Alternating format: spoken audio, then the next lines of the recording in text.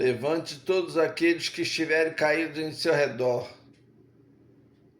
Você não sabe onde seus pés tropeçarão. Essas palavras de André Luiz nos alertam quanto ao dever de ajudar todos que caem, não só física, como moralmente. Não critique quem cair.